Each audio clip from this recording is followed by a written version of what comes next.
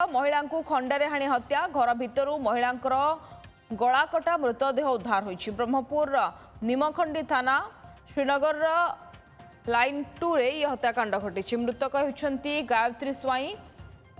माँ झील को खंडारे आक्रमण कर दुर्बृत्त फेरार रही। आक्रमण में माँ गायत्री मृत्यु होता बेले नाबालिका झील गुरुतर अवस्था ब्रह्मपुर मेडिकल भर्ती होती। हत्याकांडर कारण अस्पष्ट रही। पुलिस घटनास्थल पहुंची तदंत आरंभ करुछि।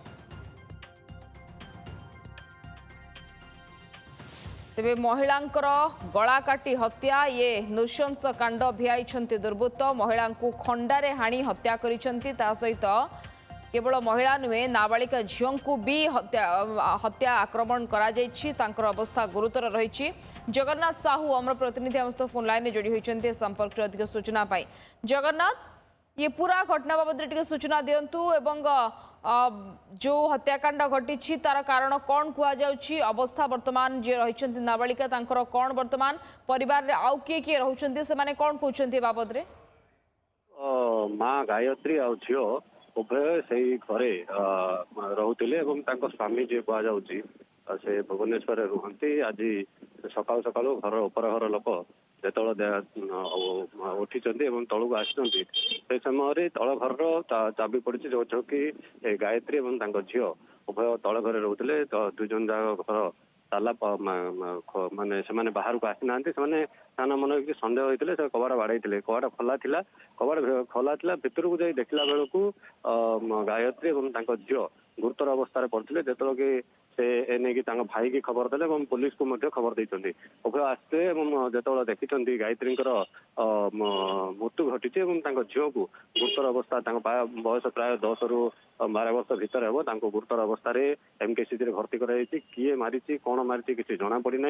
जेहेतु कि उभय घरे रोते स्वामी भुवनेश्वर बाहर अंचल रोते से पुलिस तदंत करुच्ची। कबाट खोला था बारीपटे आसती ना घर एक दांडपटे दुर्बृत्त मैंने जाई ए घटना घटे पुलिस तदंत कर उभय को गला कटा जाइए।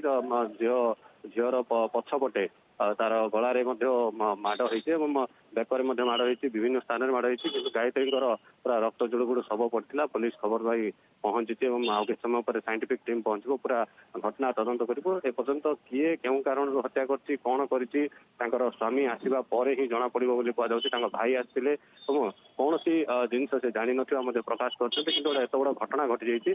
देखो गत किछ दिन है तो ब्रह्मपुर एमती घटना को लेकिन पुलिस कार्यानुष्ठान प्रश्नवाची सृष्टि होता। पुणी थे गोटे हत्या और झील को घर भितर पशिक हत्या करवा झील को गला काटा उभर माँ गायत्री मृत्यु होता बेले झीर अवस्था गुरुतर रही घटना एवं पूरा साधारण अंचल पूरा संशय सृष्टि करते। पुलिस पहुंची पुलिस तदंत कर तदंत पर ही पूरा स्पष्ट हो जना पड़ी। देखो उभय प्राय सका 6टा बेले उठी पड़ते जहाँ उपर घर लोक कहते 6टा बेले उठी पड़ते किंतु आज 7टा ରୁ 8ଟା पर्यंत जो उपर घर लोक तलू को ओह्लैंती देखिले 7टा ରୁ 8ଟା पर्यंत कबाट खोला नहीं बाहर गोटे झाड़ू मरा